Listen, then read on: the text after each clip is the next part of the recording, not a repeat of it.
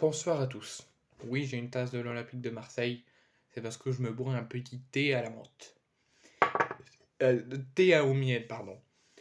On va, dans cette vidéo, parler de la commission de discipline et des décisions qui ont été annoncées, qui ont été officialisées, notamment après les incidents de Montpellier-Clermont, où Moridio avait reçu un pétard en plein dans le visage, enfin tout près du visage, et que ça l'avait un petit peu sonné et transporté à l'hôpital.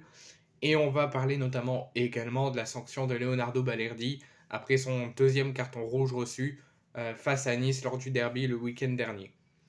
Concernant les incidents qui se sont passés lors de la 8e journée de Ligue 1 entre Montpellier et Clermont du 8 octobre 2023, pour un jet de pétard d'un spectateur montpelliérain qui était sous alcool, qui a été arrêté et placé en prison par un spectateur montpelliérain sur l'aire du jeu, ayant entraîné l'interruption définitive de la rencontre à la première minute du temps additionnel, donc à la 90e minute plus 1, et ayant porté atteinte à l'intégrité physique d'un joueur clermontois situé à proximité de Moridio, et ce qui a du coup fait sortir sur civière Moridio et transporté à l'hôpital pour des examens complémentaires, mais ensuite il a pu rejouer parce qu'il va mieux.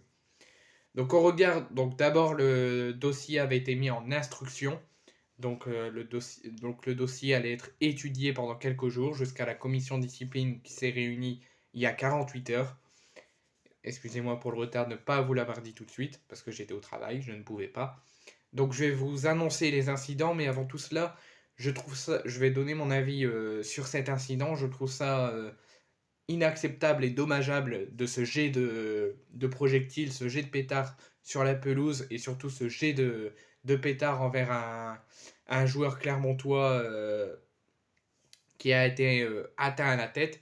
Je trouve ça dommage et inacceptable et je le condamne cet incident comme tout autre incident discriminatoire, raciste ou jet de projectiles, jet fumigène, etc. Ce qui peut porter atteinte au match ou aux joueurs. Mais je trouve ça dommage parce que c'était un supporter qui était sous alcool. Et je ne comprends pas qu'il a pu être réussi à s'alcooliser dans le stade. Mais surtout, ce que je comprends pas, c'est pourquoi, s'il est bien supporter de Montpellier, pourquoi avoir fait ça euh, alors que son équipe était à 4 minutes d'une victoire. C'était début du temps additionnel. Montpellier mène, je crois, 3-1. Il leur reste 4 minutes pour une victoire. Montpellier est devant, donc encore si ce serait l'équipe adverse qui aurait fait ça, là on aurait compris parce qu'il y a défaite, c'est une mauvaise dynamique, c'est un sentiment de colère. Mais là c'est Montpellier, son équipe mène 4-2 je crois, il reste 3 minutes. Pourquoi avoir fait ça? Parce que c'est en risque de conséquences. Donc jet de pétard par un spectateur montpelliérain sur Moridio, ayant entraîné l'interruption définitive et le report du match à une date ultérieure, ayant porté atteinte à l'intégrité physique d'un joueur. Donc au regard de la gravité des faits, la commission de discipline de la LFP avait décidé de mettre le dossier en instruction jusqu'à la commission de discipline d'il y a 48 heures.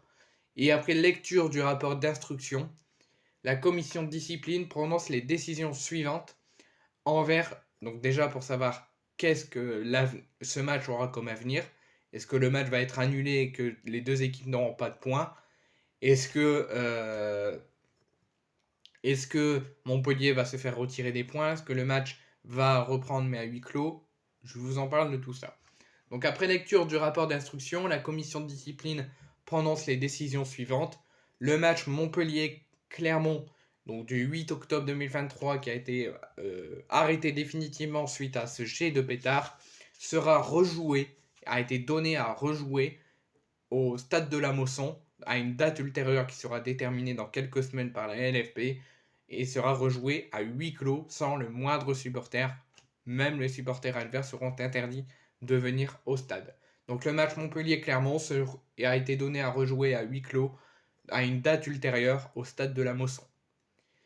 Montpellier va être sanctionné aujourd'hui. La LFP ne va pas mettre juste le match à rejouer à huis clos parce que ça s'est passé dans le stade de Montpellier par un supporter de Montpellier, donc le club sera sanctionné. Donc Montpellier a eu un retrait dès immédiat de 2 points, dont un avec sursis au classement sportif pour le Montpellier Hérault. Donc je ne sais plus à combien de points ils étaient Montpellier. Imaginons qu'ils étaient à 12. Ils s'enlèvent 2 points, donc ils passent à 10. Et si cet incident se repasse, ils auront un nouveau point d'enlever. Donc ils auront eu un retrait de 3 points si on compte le point avec sursis. Et sinon, c'est un retrait de 2 points fermes, plus 1 avec sursis si ça se reproduit pour Montpellier au classement sportif. Donc actuellement, ils étaient au milieu de tableau dans le top 10, ils passent 15e. Et également, ils auront pour 2 matchs fermes une fermeture partielle de la tribune étant de taux du stade de la Mosson pour 2 matchs fermes. Et cette sanction, c'est 3 sanctions. Donc le match à rejouer à une date ultérieure, c'est retrait de 2 points, dont 1 avec sursis pour Montpellier au classement sportif et la fermeture partielle au stade de la Mosson de la tribune étant de haut. La sanction prend effet dès aujourd'hui. Donc ensuite, concernant une saisine, concernant la publication sur les réseaux sociaux de Youssef Attal, donc c'est une vidéo d'apologie du terrorisme où quelqu'un avait décidé de mettre un jour noir pour les juifs.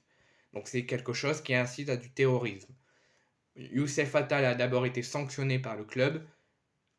La LFP s'est saisie du dossier et a décidé, après saisine du comité national de l'éthique de la FFF, la commission de discipline s'est saisie et a prononcé la sanction suivante pour Youssef Attal d'une sanction de 7 matchs de suspension ferme à partir du match de ce soir entre Clermont et Nice.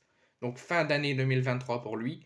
Pour ce qui reste de matchs de l'année 2023, il ne les rejouera pas et il sera de retour que l'année prochaine en 2024. Donc 7 matchs de suspension ferme pour Youssef Attal après cette vidéo qui incite à du terrorisme et il pourrait même avoir une sanction plus lourde parce qu'il est sous une enquête pour incitation à du terrorisme, donc apologie du terrorisme. Donc la sanction ne prend pas effet pour le moment, mais elle prendra effet le jour d'Halloween, le 31 octobre à minuit. Maintenant, on va revenir aux sportifs. Les sanctions que la LFP a prononcées pour les joueurs qui ont reçu un carton rouge et les joueurs qui sont sanctionnés d'un 3e avertissement sur une période incluant 10 matchs.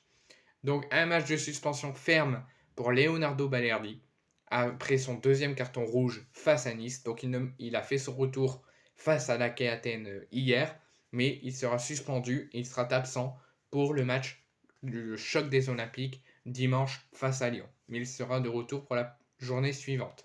Donc un match de suspension ferme pour Leonardo Balerdi après son carton rouge face à Nice lors du derby. Un match ferme à la suite d'un 3e avertissement dans une période incluant 10 rencontres de compétition officielle, Ligue 1, Coupe de France, Trophée des Champions, etc. ou par révocation du sursis. Donc si jamais il s'était pris une sanction de sursis et que le sursis saute, c'est révocation du sursis. Voici la sanction pour 4 joueurs. C'est Florent Mollet du FC Nantes, Arona Sangante du Havre, Alidou Saïdou de Clermont et Corentin Tolisso de l'Olympique Lyonnais qui ont été tous les 4 sanctionnés d'un match ferme à la suite d'un 3e avertissement dans une période incluant 10 rencontres de compétition officielle ou par révocation du sursis. Donc cette sanction prendra effet à partir du jour d'Halloween, le mardi 31 octobre à minuit. Donc fin de toutes ces sanctions pour la Ligue 1, on va aller en Ligue 2. Et Méditerrat, lors de la dernière journée de Ligue 1, a reçu un carton rouge. Il est suspendu 2 matchs de suspension ferme. Et cette sanction prend effet immédiatement. Comme en Ligue 1, donc un match, donc une sanction à la suite d'un 3e avertissement dans une période incluant 10 rencontres de compétition officielle. Cette sanction prendra effet le jour d'Halloween, le 31 octobre à minuit. Il s'agit de Rémi Boissier de Dunkerque, Étain de Concarneau, de Jobal Junior pour Auxerre et de Anthony Kotnachert pour Valenciennes qui sont tous les 4 suspendus d'un match ferme à la suite d'un 3e avertissement incluant 10 rencontres. La prochaine réunion et la prochaine commission de discipline aura lieu le jour d'Halloween, le 31 octobre à 18h.